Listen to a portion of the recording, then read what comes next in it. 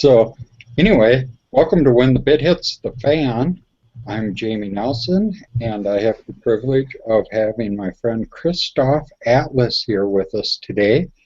And Kristov is a very talented cryptographer and kind of my go-to guy for things when it comes to the real technical aspects of Bitcoin and privacy and looking at the blockchain when it comes to when these new altcoins come out and things like that, whether, how good the privacy is in them, because a lot of times they're using the catchphrase privacy kind of, and they're just rehashing things that other people have tried already or whatever.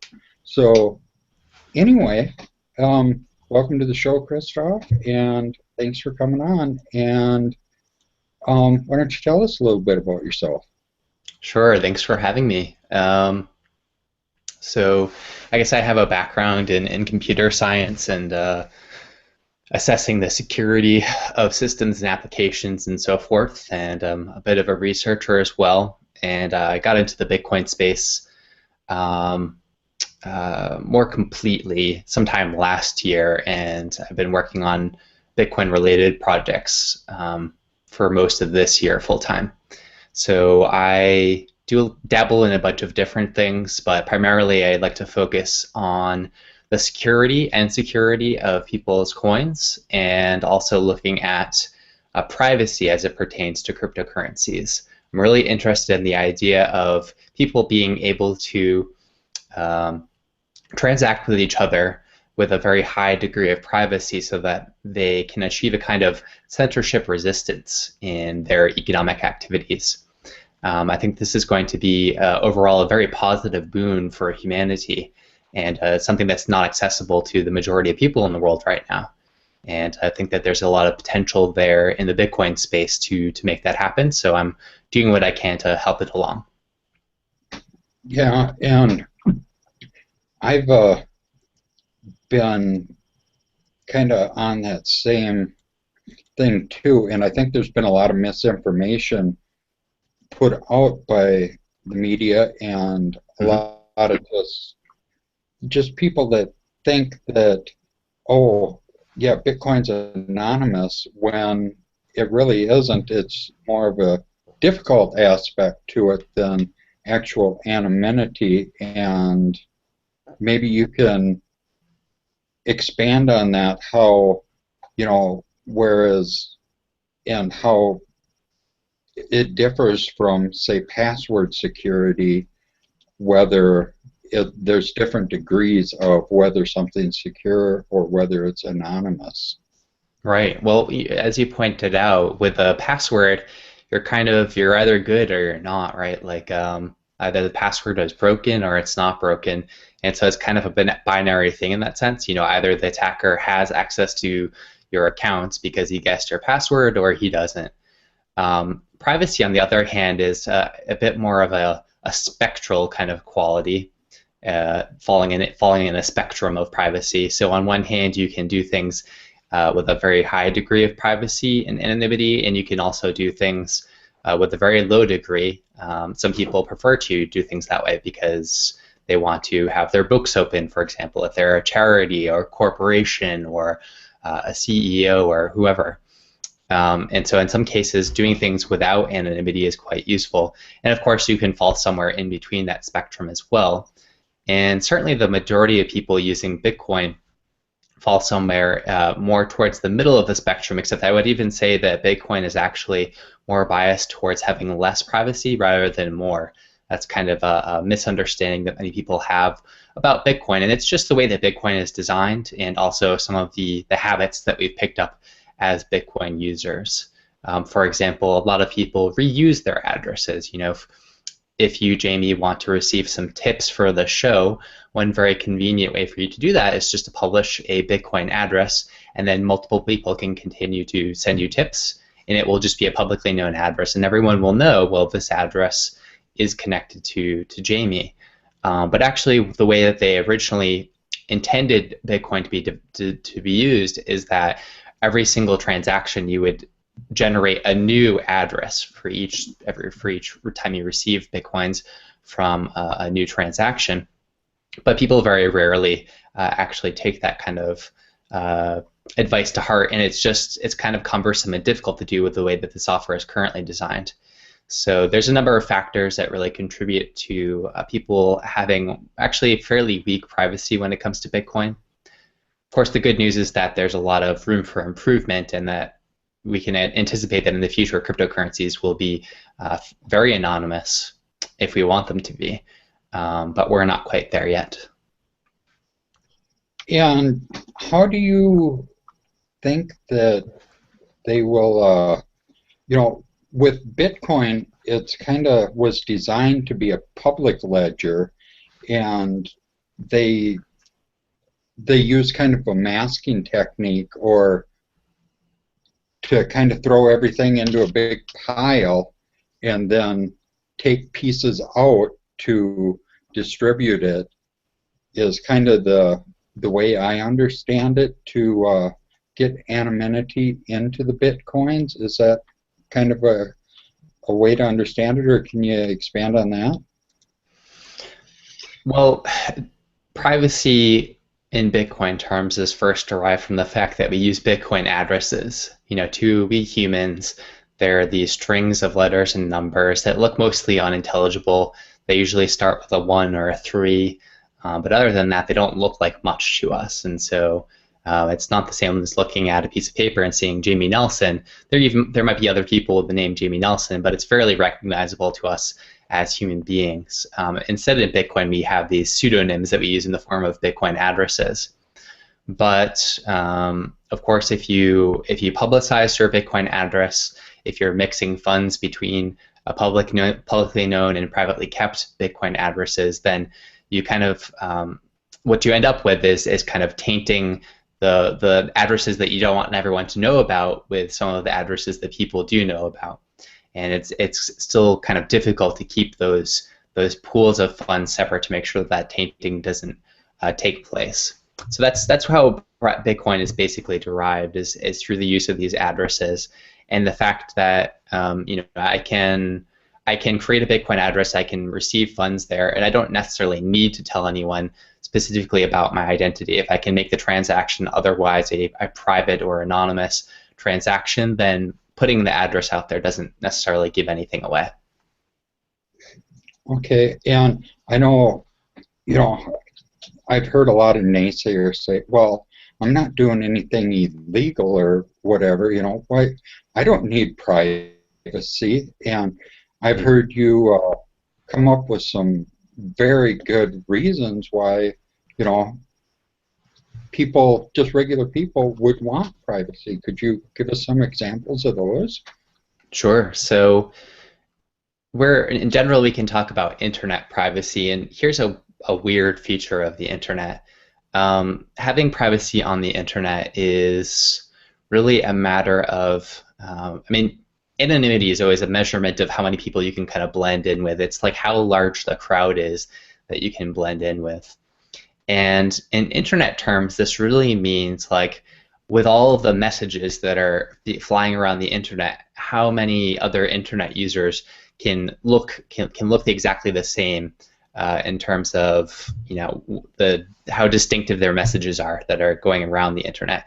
If people are able to look at these messages and capture them in between their source and destination and really figure out who sent them, then you're not having very much privacy. And it's the same kind of basic idea with Bitcoin. It's really how many other Bitcoin users who are transacting on the network can we kind of blend in with. Now, even if you personally do not want to have any privacy whatsoever, there's actually some good reasons for you to use Bitcoin in a private fashion just to contribute to other people's privacy. So one of the really powerful things about Bitcoin is that it helps out people in lots of places in the world that are currently unbanked. They don't have access to banking institutions. This could be children in the United States. It could be a woman living in the Middle East who would otherwise require the permission of her husband or her father or some other kind of male figure due to the particular laws there. or cultural customs there. And so Bitcoin gives these people access to being able to transact. Now, if they're not able to do so anonymously, then they are potentially still subject to the particular legal or cultural whims in the place that they live in, right? If people who have some type of power over them are able to identify that they're using Bitcoin, figure out what their address is and so forth, then they can stop them from using Bitcoin by physically restraining them from doing so. But on the other hand, if they're able to use Bitcoin privately, then they get all of the benefits of Bitcoin despite this kind of unjust resist and censorship of their use. Now, when you use Bitcoin, what you're doing is, if you're using it in a private fashion, you're joining into the crowd, you're making that crowd larger, and you're actually improving the anonymity of these people who are being censored.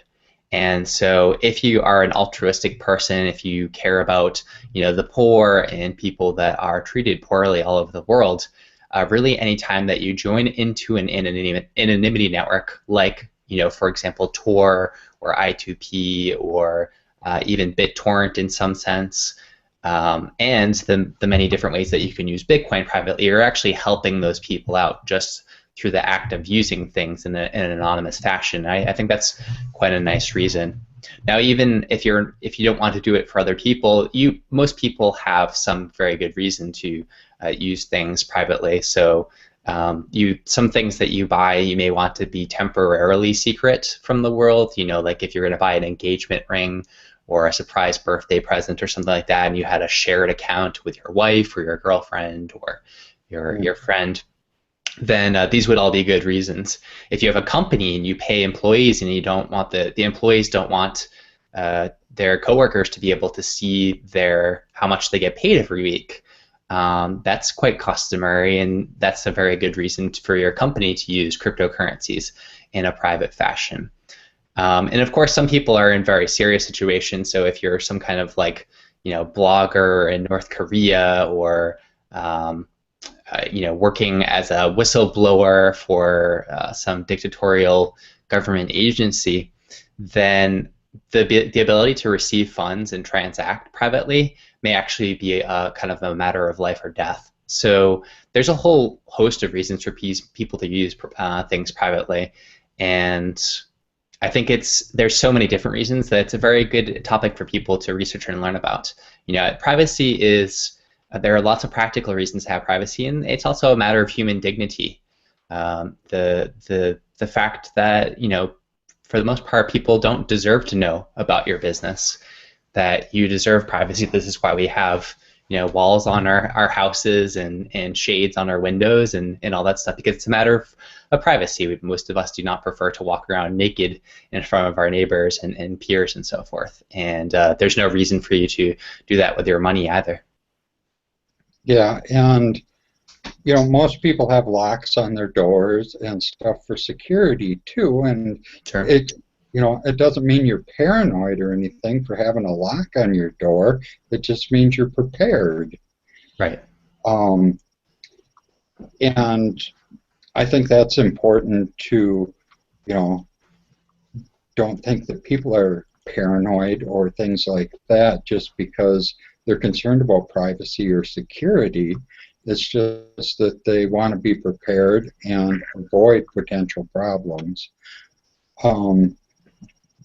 So do you think that, well, obviously you've been working hard at this, so you do think that the blockchain technology can be fixed, or there can be advances made, like there's the dark wallet project. I know you have you looked much into that with Cody Wilson?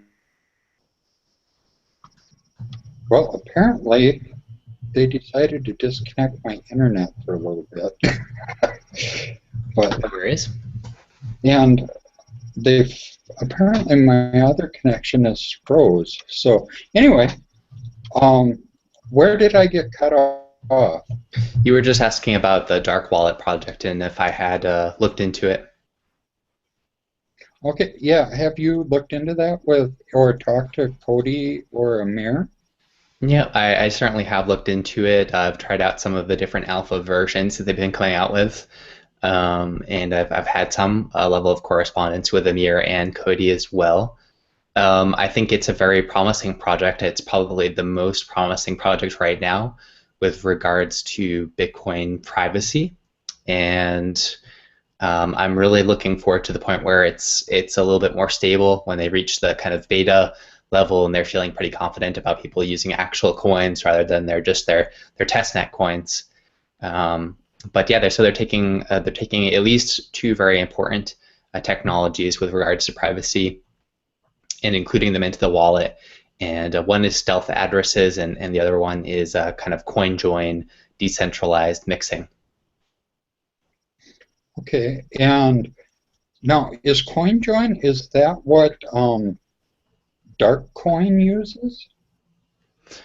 Basically, yes. Darkcoin, they have um, I guess you would say, proprietary kind of approach to their privacy technology called DarkSend, and it is very much based on the CoinJoin protocol. It's based around this idea of peers getting together, mixing their funds together, but in a quote unquote trustless fashion, in the sense that that these none of these peers can steal the coins from one another. They're all just taking turns signing off on a transaction that kind of goes through all at once, and that it either goes through or not. And so there's no one that gets to receive the coins as an intermediary.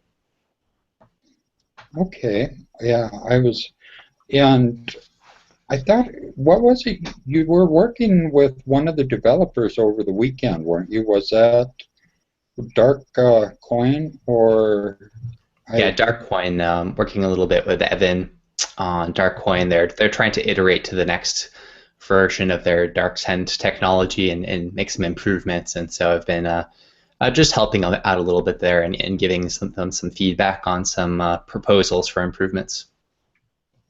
Okay, and well, I think that's I've been following what you've been doing with all of that, and I think it's very important work that you're doing. Um, have you done any more with your uh, what was it, CoinJoin Sudoku? Yeah, Sudoku. Yeah, I haven't quite released the code for that yet. I just have to clean it up a little bit before I put it out. But I haven't been focusing too much more on the project. It's an unfunded project, so unfortunately I don't have like tons of time to work on it. I actually would like to see more development of the tool and tools like it in the future. So just for those who are not already familiar with the tool, I guess I'll just give a bit of the backstory. Um, the blockchain.info, of course, they're like probably the most popular wallet service in the world, especially web wallets. And for quite a while now, they've had like a feature included into their software that allows users to send coins with more privacy than by default. So they used to have a service called Shared Send, which was basically just a third-party mixing service with Bitcoin, with blockchain.info acting as that third party. They would receive people's coins, they would do some off-chain accounting, and then send them out for the users. And they didn't really like acting as a mixing service, and of course there are some flaws with just the idea of having a mixing service. And so they came out with another iteration called Shared Coin, which was again based on CoinJoin, and I've been recommending it for a while. And it's free, and it's readily available, quite easy to use. Unfortunately, when I took a closer look at Shared Coin, there were some significant privacy flaws in their implementation. And so I notified the company about that, and I didn't want to simply say, like, oh, it kind of seems like there are some flaws, like I wanted to give them some very specific feedback. I wanted to, and basically what that requires is to be able to write a tool or a computer application that can look at the transactions and see if they can, if you can deduce some information about the transactions that you shouldn't be able to deduce, to kind of de-anonymize the transactions in a way. And so that's exactly what CoinJoin Sudoku does. And it's going to be open source. We'll be releasing it fairly soon. And in general, what I think like the category that it falls under of things that are useful is giving us more tools to kind of measure Bitcoin privacy. We have just a very small number of tools that try to accomplish the privacy itself, and then we have almost no tools whatsoever just to actually measure how well that these tools are actually performing. And I would actually like to see more of those tools in the future. I'd like to see more people working to develop tools for measuring those. I was talking about this with a colleague over the weekend, and a point that I made. You can tell me what you think, Jamie, but I was thinking of that the advancements of science in general and how it's incredibly important to science that we continue to develop tools that measure scientific things. So scales, spectrometers, all these different things that help us measure stuff. That's how we get feedback about whether the experiment, is correct or whether it has failed, and it gives us feedback about whether the technology that we develop is successful or not. And we have almost no tools like that that are openly available in this Bitcoin privacy space. So I'd like to see really more of them. Yeah, and the way I see it is a tool like that will give the user a way to gauge how good a service is, or you can test it and check the rating, kind of similar to a lock on your door, or if you were gonna, if you're gonna buy a car or whatever, horsepower in the engine would be a kind of a gauge to judge Right. how powerful that motor is, or or purity of alcohol would be, if you're buying whiskey, if Mm-hmm. you're getting the 40 proof or the 80 proof, the 80 proof is stronger percentage of alcohol in it. So to have tools that actually test and give you ratings and then tell you, you see this with other things that test your CPU of your computer and stuff, and it'll give you a ranking that says this rates, 6.7 out of a scale of 10, and other CPUs that match your computer in this class are kind of on this level. And if we had something like that similar for anonymity, which would say, this reaches this level, but it's not 100%. Right. It, you know, it gets 70%, but be aware there's still a 30% chance that that they could find out who you are. Exactly. Um, I like your car analogy because not only would you like to be able to judge a car before you purchase it and so forth, but ideally you want to be able to get feedback from your car while you're operating it. You want to be able to tell what the speed is, if the oil is low, you want to get some kind of indicator light, right?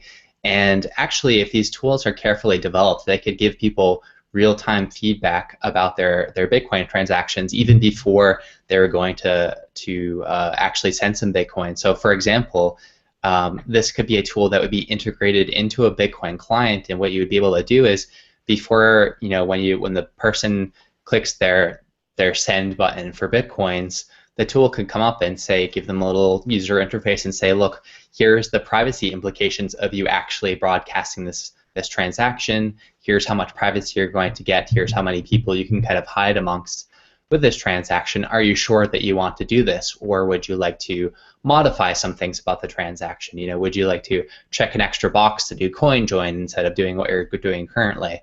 That generate kind a of new stuff, address. or even with coin join, like depending on how long you're willing to wait, you may have more or fewer participants that you can mix your coins with, and so if you don't like the privacy guarantee that you're getting based on the feedback of the tool, then you might want to wait a little bit longer to get even better privacy. Like, these are all things that would be really wonderful feedback to provide to users to give them more informed choices about their transactions, but we don't have anything even vaguely like that right now.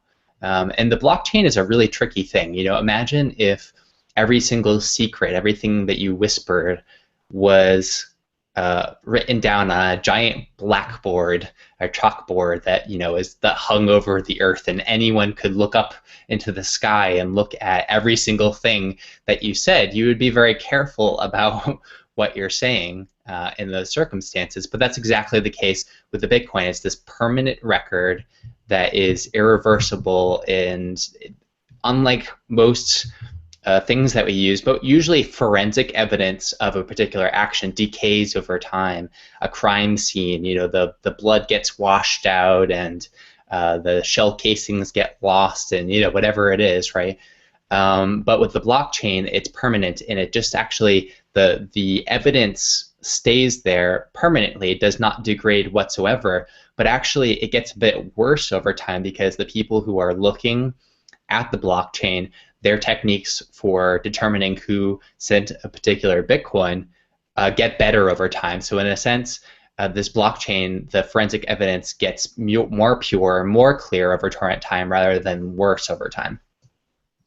And there's more ways to connect people as the evidence, because the evidence keeps multiplying Yes. and connecting. So yeah, I think that's a very good point.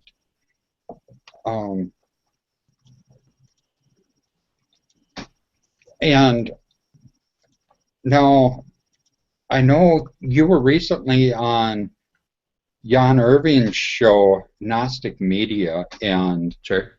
I watched both those interviews, and I really, anybody that's watching this and is interested in anonymity and security and all this stuff, I highly recommend they watch that. And also your book, you wrote a book that is very detailed on the subject. Mm-hmm. And I believe that you have a video and some stuff that goes along with the book. Why don't you talk a little bit about that? Sure. Well, the motivation for writing the book was just that, as obviously as we're talking about, there's a lot of nuance to these topics, and there's a lot of misconceptions about Bitcoin and anonymity and exactly how anonymous it is, and really most people don't really understand exactly what anonymity is. You'll see pretty commonly that people will say, "Oh, well, this new altcoin is completely anonymous," or this dark wallet is, when it comes out, it's going to be completely anonymous, which is really like a nonsense phrase, because anonymity is a measurement of something. It's like saying that this tree is completely tall, or something along those lines. You're totally tall, dude. Yeah, right. Couldn't possibly be any taller. Yeah. So there's all these misconceptions about it, and really people, when I was writing the book, they didn't have much of idea. Especially the average person had no clue about how to use Bitcoin in an anonymous fashion. So I really wanted to explain the topic to people, give them a good sense of how much privacy they're getting right now based on how they're using Bitcoin, and then lay out for them how I think, based on what I investigated, is the best way to use it if you want to have that kind of maximum privacy. And if you want somewhere in between, that you can use some of the techniques and not others, that's of course fine. But that was sort of the motivation for the book. And as you mentioned too, there's there's kind of a premium package for the book too, for those who may be a little bit less technically savvy, or if they want to save some time. There's some video tutorials and extra resources that I include there for those people to just get the information conveyed to them faster. We just got a thunderstorm here. It seems like I always get thunderstorms and stuff during my show. The sun was shining right before the show. I was sitting out on my front porch, and now my cats are freaking out.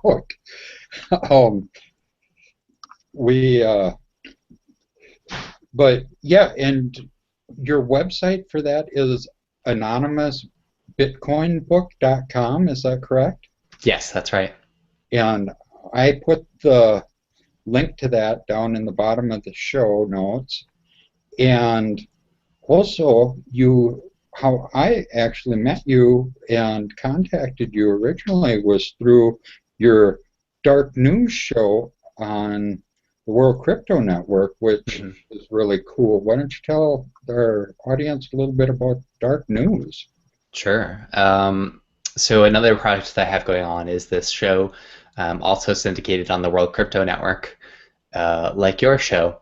And Dark News is where I kind of, on a weekly basis, I'll have a show every week and kind of follow the different markets and prices of currencies and commodities that I think are relevant to the underground web economy, what you could call as sort of the dark economy, the dark market. So that includes Bitcoin and Darkcoin and various other cryptocurrencies, and I also think that gold and silver and different commodities or items like ammo are all interesting economic indicators of our relationship with the state that censors our economic interactions. And of course, I follow various pieces of news and try to find out about the newest cryptocurrencies that are kind of relevant in this space and talk to the audience about that. So I've been doing that for a few months now and quite enjoying it. Yeah, and I thought it was really interesting when I came across it because I was like, wow, this guy, he's tracking the prices of ammo and he's tracking gold and silver but everybody else that I had seen doing this was like a prepper and building underground bunkers and stuff like that. Yeah. And I wasn't really into that sort of, you know, wasn't building an underground bunker, but I was, you know, where I live, guns are common and stuff like that. And like here, 22 long rifle ammo is it's starting to come back on the shelves now, but it's still very expensive. Like a box of 22 ammo at the hardware store last weekend, I saw it was like $8 for a box of 50. I mean, they used to essentially just about, we considered them almost to be free because, Right. I mean, I still find boxes of ammo and stuff laying around in other boxes I have around the house and things because they were so inexpensive that we just didn't keep track of them. And now, when a box of 50 of them costs you $8, it's kind of something you keep track of. Yeah, And absolutely. Well, and and it's relevant to all kinds of different areas of the economy. The metal that's going into it, how much governments are buying up ammo and driving up the demand for ammo. I know that that's been a big thing in the United States recently, and how much they're controlling people's ability to create ammo and sell it in different places. There's a lot of capital controls to do with ammunitions and whether you can export them and under what conditions and so forth. And so I think it's really, and generally as a market sentiment indicator, I think as well. You said, as you mentioned, there's all these prepper type of people, and really when the more nervous they get about the economy, the more they're buying up ammo and stuff like that. So I think that it really is a very interesting market indicator and obviously relevant to human liberty as well. I mean, Cody Wilson obviously knows quite a lot about that idea that there is this kind of thin this thin line that's protecting us from totalitarianism, and the people's access to weapons certainly is relevant to that. yeah, I think so. And I just kind of take it for granted that, I've always had those weapons and things, and you know, I think where you're at there, they're probably a little more restricted and not as common. And I know other people I talk to all around the world, like I have friends in London and other spots that they're like just amazed that I have guns. And Right. so I find that very interesting and just the different cultures. And I have a friend in Canada that thought he heard a shooting the other morning at 4 o'clock in the morning, and he's like, and I can't even get a gun here, so to Wow. defend myself. And so that was a little strange. But um, you know, let's move on to the work you've been doing and with talking about Silk Road. And you were at Bitcoin in the Beltway and gave a really great speech there. And I put the link to that also so people can see it down in the show notes. There's links to your video with Jan, also the two-part there. People will probably have to sit and watch that in a few sittings. It's very in-depth. I think it's a Mhm. total of 3 hours. I had to watch it in like 4 sittings. Sure. Actually, I burned part of it to an MP3 and listened to it in my car. But in the second half, you do a lot of visual stuff too, which is nice. So that's handy. So I'll let you take it away with your what you think about Silk Road. Yeah, well, thank you for linking to the video. That was very that was done by Thomas from World Crypto Network as well. He was nice enough to come along and tape. I think he missed just the first portion of it, unfortunately, but there's actually supposed to be another recording that should be coming out soon that will have the slides in there as well. So that should be also a good thing for people to check out if they're interested in the presentation. But yeah, so the general theme of the presentation was looking at the Silk Road and trying to put it into kind of like both a moral perspective and also what the long-term perspective is with something like the Silk Road. It's really easy to get focused on the here and now of the Silk Road and what it's been up to this day. I think it's fair to say that a lot of the activity on the marketplace has been simply, kind of stoners moving their interactions from the street to the internet. And that in and of itself, actually, I think is a very positive thing because it's really a way of taking violence out of the drug trade. And there has been some economic analysis of the transactions done on the Silk Road, suggesting that not only do you have dealers and buyers interacting with the internet, but also the distributors and the sellers also doing larger deals, which in some ways those seem to be based on the knowledge of criminologists. They seem to be even more potentially dangerous because it's just like, usually it's people getting together, they have guns, they have cash, and they have the drugs, and all of those things are kind of mercurial elements for the transaction, to say the least. But if it's done over the internet, then it's a pretty harmless thing. And of course, these marketplaces all have mechanisms for protecting buyers and sellers. They have systems for reputation. They have escrow systems. Actually, some of the dark marketplaces had problems with theft related to the escrow, and so they actually switched over to multi-signature escrow. And they really had multi-signature escrow going before any of the non underground marketplaces did. So I think it's a breeding ground for innovation in terms of people being able to interact more peacefully and successfully.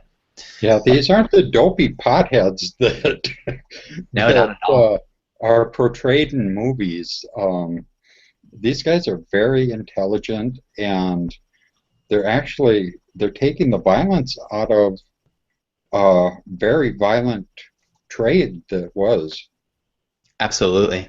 Now, so that's that's the first important thing that I think that's worth mentioning about the Silk Road. But the next thing, which is even more mind-blowing to me, is what if the Silk Road is just the beginning? What if it's not just about being able to sell drugs online and guns to a much lesser extent? What if it's simply a blueprint for other kinds of marketplace interaction? Because what they've achieved there is a real kind of ability to transact to goods and services internationally and in a way that evades censorship. Surely, if it's possible to, on a fairly large scale, sell drugs and send them all over the world and receive them all over the world without the police or the border patrol or the IRS or the NSA getting involved. Surely you could do that with other kinds of items too that are not even as highly prohibited, but perhaps you can do this in a new way that wasn't possible before. Maybe you don't have to pay taxes on your transactions. Maybe you're evading capital controls. There's a whole realm of possibility that comes to state censorship of money, and everywhere in the world is heavily, heavily, heavily censored by the state. And when it comes to the economy, I went to the bank this morning. I had to do a wire transfer, and they're like, "Well, is this going to be out of the country?" And I'm like, "No." And then they had just a terrible time, hard time doing it, and the lady had to call somebody, and they had a hard time doing it over the phone amongst themselves. And then they're like, "Well, what's it for? We got to put in the computer what it's for." Right. I'm like, "It's for a purchase." Right. And she just typed in purchase, and apparently that was good enough. Right. But it's like they got to know where it's going, and I mean that's the nice thing about like Bitcoin and stuff. It's like you can just buy what you want, and it's fast, and you don't have them. I had to wait for the bank to open this morning, drive over there, wait in the waiting room, and then all this other stuff, and sit in their office for 45 minutes. And that was for a non-international exchange, right? Yeah, that was from Wisconsin to Oklahoma. Yeah, there's a whole other set of hoops that you have to jump through if it's an international thing, right? And it's not even certain, like it doesn't definitely go through. It's like it goes into this waiting queue, and then after 5 days you wait and you find out whether it actually went through. The whole process is quite completely insane, and it's because of state censorship of economic interactions. Of course, Bitcoin takes all that stuff and throws it out the window. It's a few mouse clicks to do it internationally with anyone that you want to. And with supplemental technologies, you can actually do that in a fairly private fashion, and with in some very sophisticated ways. Smart contracts, using these kind of like dark marketplaces that are more advanced, like Open Bazaar, for example. They have this very sophisticated like contract matching algorithm and system, and it's really quite sophisticated and going to open up a lot of avenues for people. But so yeah, the idea is like, if you can do the Silk Road stuff, then why not other stuff? Why would you limit yourself to just buying drugs? Why would you not start buying yourself a refrigerator or hiring a plumber or all this other stuff? If the avenue or if the technology for transacting is that much more efficient and faster and does not require some third party to sign off on it, then why not do it that way? And I think that's exactly what we're going to be seeing in the next several years, is we're going to see more and more market activity going into these dark marketplaces because of the sheer amount of censorship that is limiting the traditional avenues for market interaction today. Yeah, like a Craigslist or something like that operates on the same sort of principles as Silk Road would be really nice for the people using it, because now Craigslist is kind of dangerous. And yeah, sure. I've heard of people getting robbed and beaten and all kinds of nasty things. Sure. And if they could just do it like the Silk Road, that would take the danger out of it.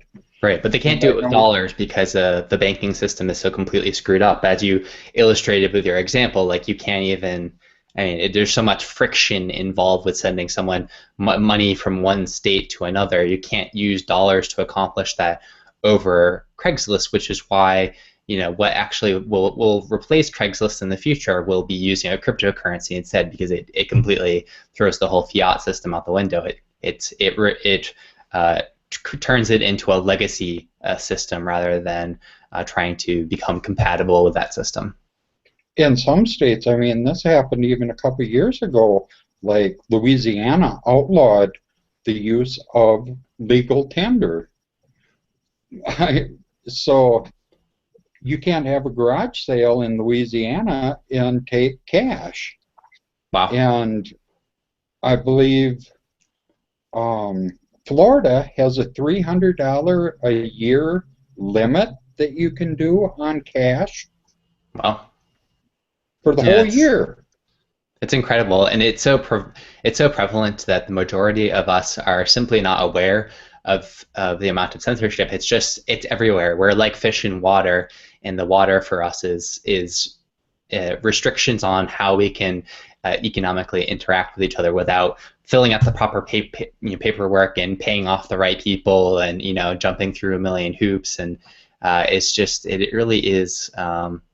Quite a tragedy because we're all poorer for it. We all have a much worse off standard of living that we otherwise would. Just think of the technologies that are available today that were not available 50 years ago.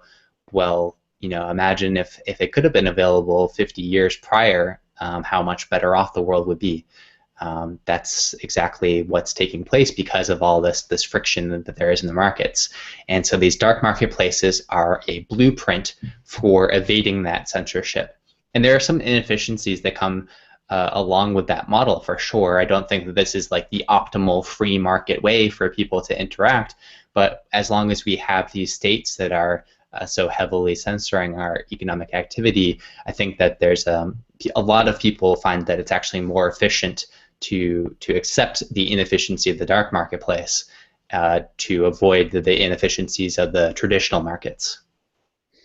Yeah, and as far as when I think of crime, I think of there being a victim and something like that. But there's so many crimes now where there's no victim. The Sure. victim is the person that commits this imaginary crime. Right. And that's what a lot of people like you and I are trying to expose and make people aware of, that if there's not a victim and the person doing the act is being persecuted by the state, that they're the actual victim in this thing, not the state. The state can't be a victim. Absolutely. Yeah, I quite agree with that. And if you care for your fellow human being, then you have a lot of reason to get involved in these different technologies that can make these victims of victimless crimes much safer from those people that would want to kidnap them and throw them in a kidnap room and hold them indefinitely until they pay some kind of ransom fee. Yeah, and I loved your analogy to the Underground Railroad. Could you talk a little bit about that? Yeah, absolutely. So, in order to understand, I mean, I think it's pretty clear at this point that the technologies with respect to, private Bitcoin, underground marketplaces on the web, and so forth, it's clearly just progressing. It's getting better and better.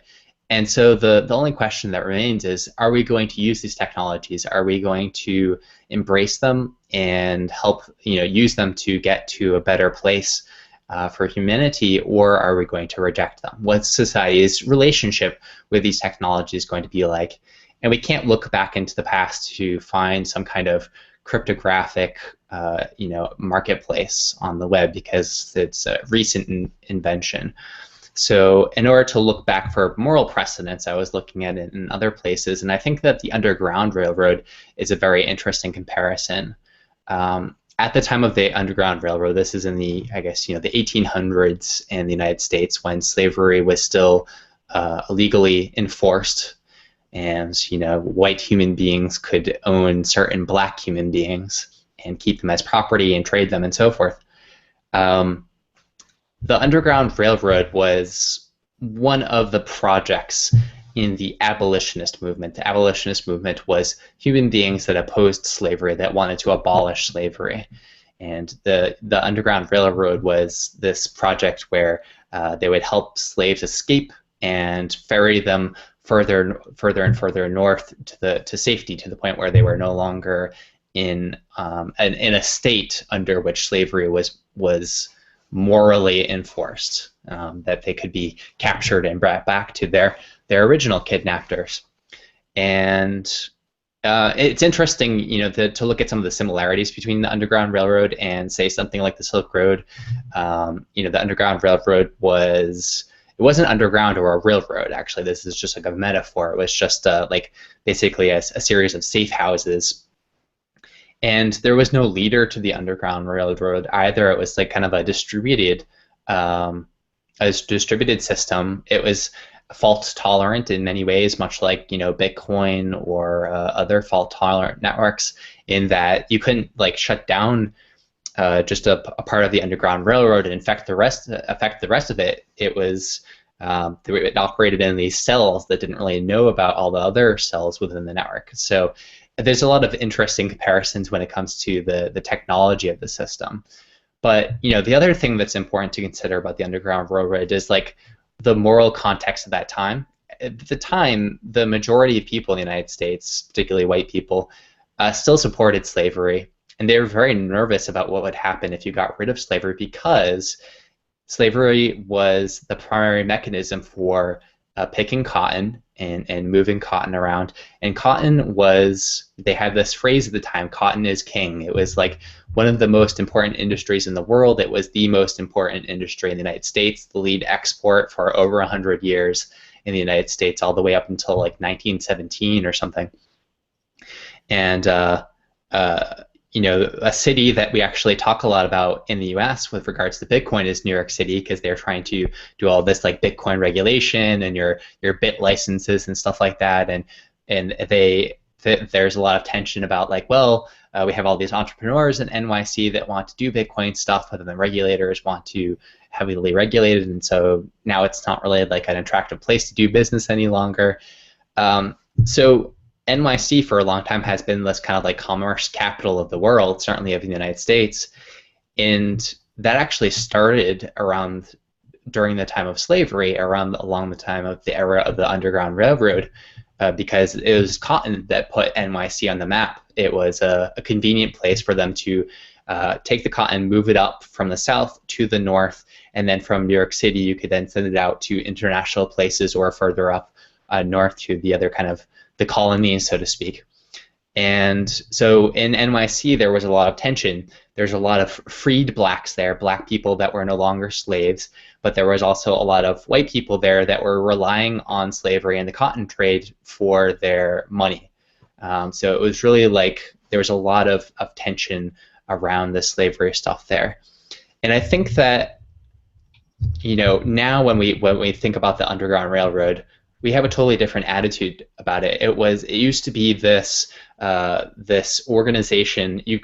Some people probably would have even called it kind of like a terrorist organization, in that people were stealing their property, and then they were whisking it away in these terrorist cells, and it probably was a really much resented kind of organization. But now it's famously cool. Harriet Tubman is a hero of people all over the United States, and the fact that it was, that it's underground is now seen as a very positive thing. If you take that analogy, compare it to these dark marketplaces, this word dark, generally people have a very negative experience, of a very negative connotation, but I could actually see what will happen in the future is that what is now considered to be negative about dark will be seen as very cool about dark in the future, in the same way that the word underground changed for the Underground Railroad. So I think that, yeah, this is a very powerful argument that our society will become more and more receptive to this kind of economic activity, using Bitcoin, using cryptocurrencies, using these dark marketplaces, and that people will come to respect it and admire it over the future. And I don't think it will necessarily take as long as it did for slavery. I think that society is moving and changing a bit faster now than it once did, and we could actually see the change happen much faster. And the other thing about it too, another great reason why it would happen faster is I think that people will have very sound economic incentive to get behind this morality, to support these kind of marketplaces, to participate in them, and to accept them. Whereas with slavery, no one really stood to gain off of the elimination of slavery, at least not immediately. You know, eventually that meant that we had a much more diverse workplace and all that, and you know, people to trade with. But at first, it was like, oh shit, this critical economy of cotton trade is going to collapse if we get rid of slavery. And yet there were people who were brave enough to put their life on the line and to be advocates for what we now is clear to us as completely immoral, morally necessary. Slavery is incredibly immoral, and now we just completely accept that as a fact. And I think that there's definitely the potential for that to happen in the next 10, 20 years, the general attitude towards these dark marketplaces. Yeah, and you know, a lot of us feel that way about the war on drugs and all of that, that, you know, if somebody has a plant growing in their backyard, they, you know, it's a plant, not a, Right. nobody's being victimized by a plant growing in their yard. And to have a SWAT team come to their house during the middle of the night, kick in their door, and flashbang their babies, Right. is just unacceptable. And you know, it's just whether you use marijuana or use these drugs or not is irrelevant, I think, Right. because you know, I'm not a heroin user, or I don't even drink alcohol, but you know, occasionally I'll have a drink, but you know, I don't think we should have prohibition either. You know, prohibition on anything makes for a criminal enterprise and makes for danger. I mean, when we had prohibition on alcohol in the United States too, it created some of the most violent times in history for the country.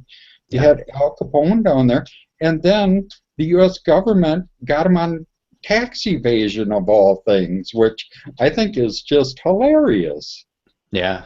The idea that you're going to go after people, that you're going to prohibit certain items in order to protect citizens is a complete farce, and it's so silly that we would even think that this is within the realm of you know, what is reasonable in the United States when we had the very clear example of prohibition. Prohibition was not about you know, temperance or keeping people away from this vile drug, and I think that, you know, in many ways alcohol is a more vile drug than other things that people care to use, but it's certainly more dangerous. But so it wasn't about that. What it was about was, you know, creating enforcement opportunities for the law people and creating opportunities for mafias and for cartels and so forth. And that's exactly what prohibition of other items in the United States is also about. It has nothing to do with protecting people from drug addicts or you know, reducing violence, crime, or anything. I mean, you can't. Just fundamentally, this is the moral reality that people really need to accept: is you can't prevent crime or respond to crime by committing acts of crime yourself. You don't get to be a criminal and prevent crime through your criminality. It just doesn't make any logical sense, and empirically speaking, it doesn't stand up either. Yeah, the whole idea of being a bigger criminal to fix crime is just ridiculous, and we see this with the Drug Enforcement Agency going and bringing all these drugs into the country and then busting the low-level dealers, and it's all done for the sake of money, because it's a it started off as a small agency, and they wanted to keep growing their agency, and it turned into a multi-billion-dollar a year agency, and they wanted to keep growing. And with anything with government, they just want to keep expanding.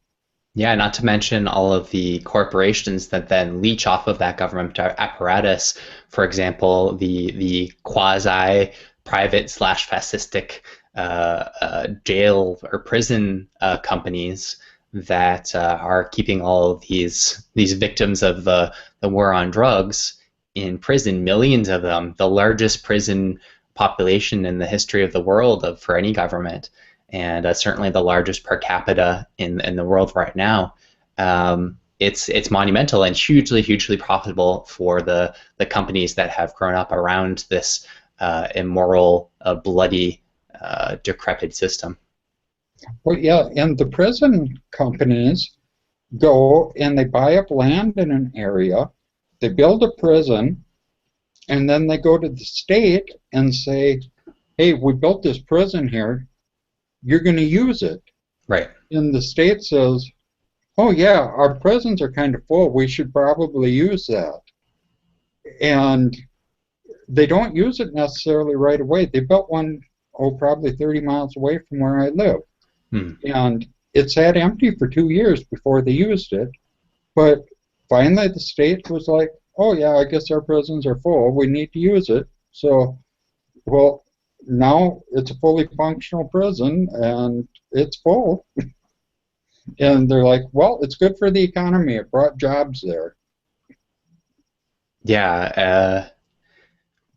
I mean, what do you even say to that kind of notion? The idea that somehow this is going to, by keeping people who are completely unproductive in a cage and then having other human beings hold them in that cage and slide some food under the bars, that this is economic productivity is just mind bending. Of course, it's not, but the idea that people would suggest that is just pretty unfathomable.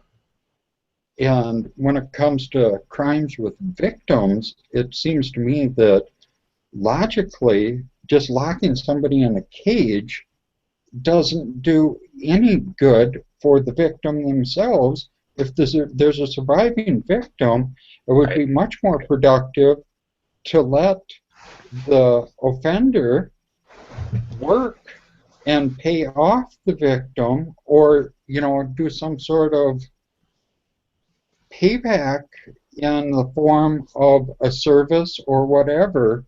If somebody smashes into my car and whatever, it doesn't do me any good to have that person sit in a pen. It's counterproductive because it just means that restitution at that point becomes even more impossible. Yeah, and I've always thought that was really dumb. The state has this deadbeat dads thing where, oh yeah, a guy doesn't pay child support for his children. I got a great idea. Let's lock him in prison so he can't work. Right. It's like that's just, it blows my mind, the silliness, but I could go on for weeks about how silly it is. Sure. But I think, do you have anything else you want to talk about while we're on the air? Well, just to end on a positive note, I think it's important to point out that what's bringing us to the conversation is these new technologies, Bitcoin in particular, these cryptocurrencies, and as bleak as things have made it for us, as the state has made it for us, there's going to be a new era coming. And why should people get interested in these topics? Well, I personally find them fascinating, but even if you're not kind of a techie person, I think that I said this recently on another show, there's going to be this tidal wave of Bitcoin and cryptocurrencies and dark marketplaces and all the rest, and it really is going to sweep the world. It's going to create a major overhaul, not in any kind of violent way. It's going to be a very non-violent change, especially by comparison to the typical ways that society makes changes. But But it is going to be dramatic, and there are going to be winners and losers, economically speaking, in these changes.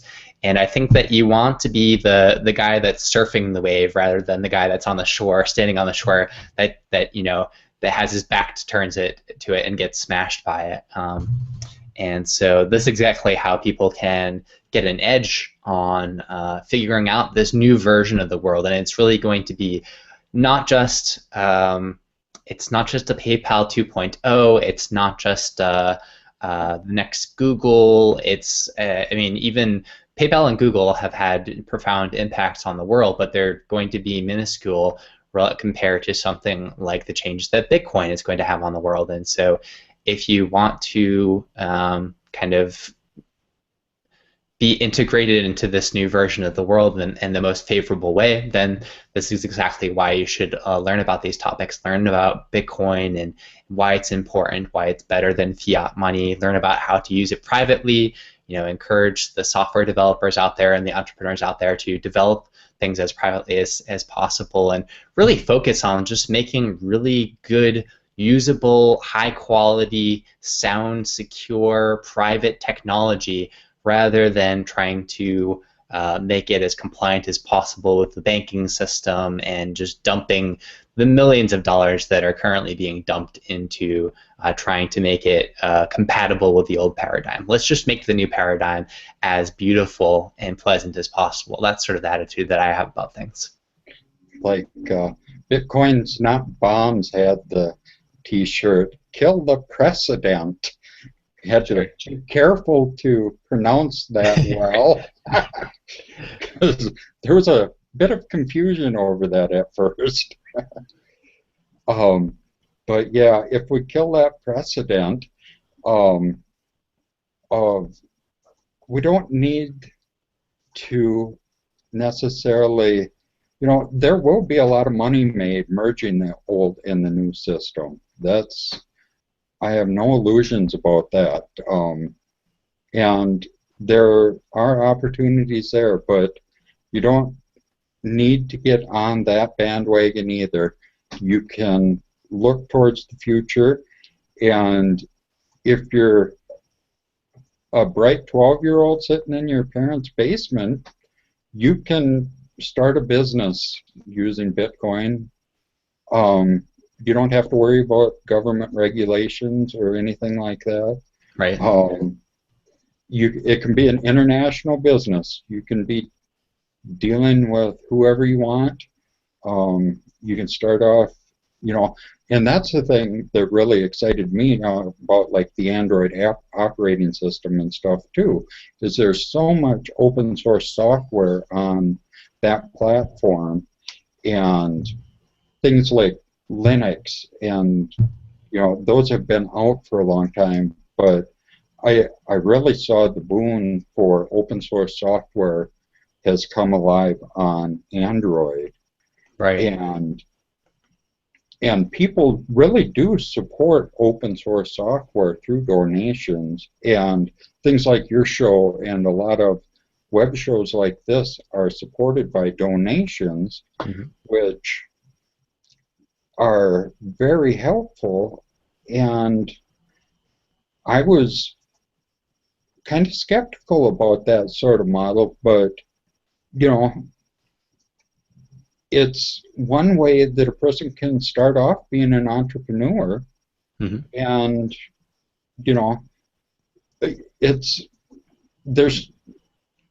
have no illusions that you're going to get rich quick.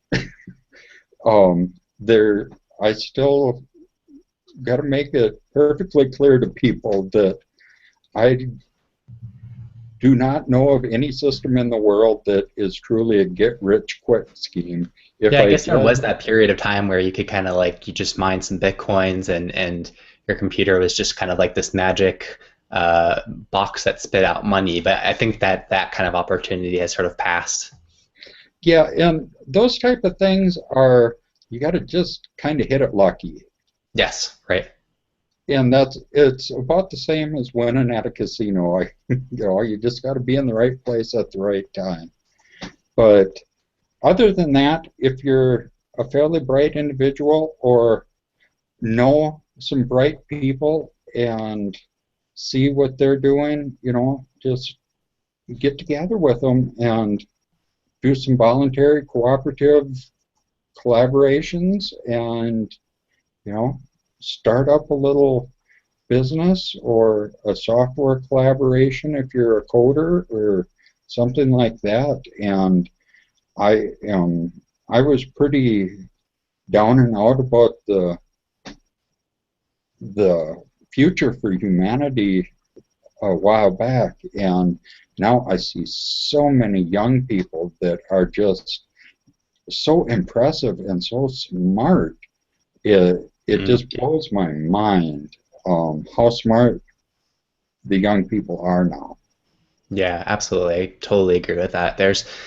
Given the right access to tools, young minds, what they can accomplish is just incredible. I mean, the way that they can adapt to technology and come up with new creative solutions to things when they haven't already been shackled by the chains that plague many of us adults. It's really, really impressive. It seems like each generation is just getting smarter and smarter and smarter. Yeah, and if you can just, break the mindset that you're being held down and just do what you want to do. I Right. guess that's the best advice you can do. You want to start up a web show like this or whatever, just do it. There's nobody stopping you. So, and I guess be sure to check out the links at the bottom of the show and in the YouTube links there. And I want to thank Kristov for coming on the show. I have been very fortunate to have some very great guests on this show lately. For me, just starting off, I'm just, if I was a religious man, I'd say I was blessed. Yeah, thanks so much for having me. It was enjoyable, and I hope that you'll have me back again in the future. Oh, I certainly will. Well, until next time, this has been When the Bit Hits the Fan, and we'll see you later.